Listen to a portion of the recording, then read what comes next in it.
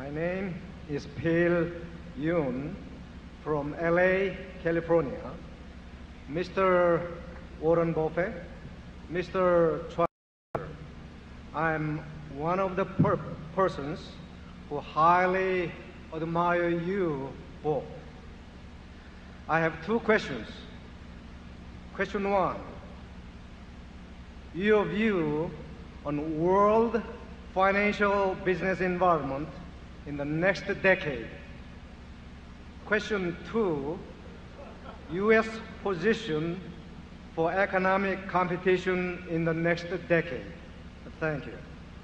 Well, you've asked two big questions, but you're going to get very small answers, I'm afraid. And that's no disrespect, but we don't think about those things very much. We just are looking for decent businesses, and incidentally, our views in the past wouldn't have been any good on those subjects. And we try to think about two things. We try to think about things that are important and things that are knowable.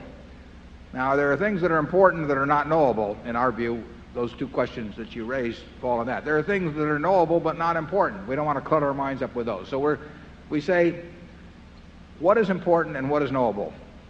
And what among the things that fall within those two categories can we translate into some kind of an action that is useful for Berkshire? And we really, there are all kinds of important subjects that Charlie and I, we don't know anything about. And therefore we don't think about them. So we have our view about what the world will look like over the next 10 years in business or competitive situations. We're just no good. We do think we know something about what Coca-Cola is going to look like in 10 years, or what Gillette's going to look like in 10 years, or what Disney's going to look like in 10 years, or what some of our operating subsidiaries are going to look like in 10 years.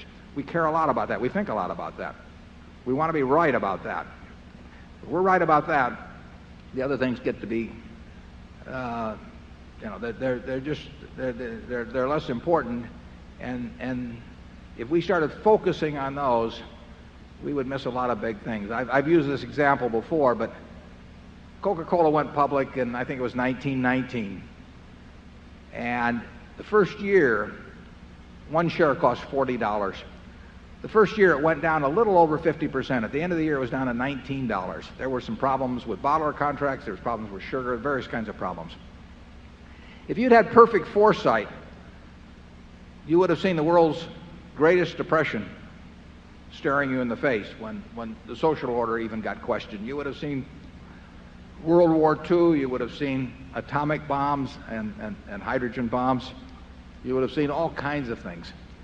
And you could always find a reason to postpone why you should buy that share of Coca-Cola. But the important thing wasn't to see that. The important thing was to see that they were going to be selling 1 billion 8-ounce servings of beverages a day this year, or some large number. And that the person who could make people happy 1 billion times a day around the globe ought to make a few bucks off doing it. And so that $40, which went down to $19, I think with dividends reinvested has to be well over $5 million now. And if you developed a view on these other subjects that in any way forestalled you acting on this more important, specific, narrow view about the future of the company, you'd have missed a great ride. So that's the kind of thing we focus on. Charlie? Yeah, we're not predicting the currents that will come, just how some things will swim in the currents, whatever they are.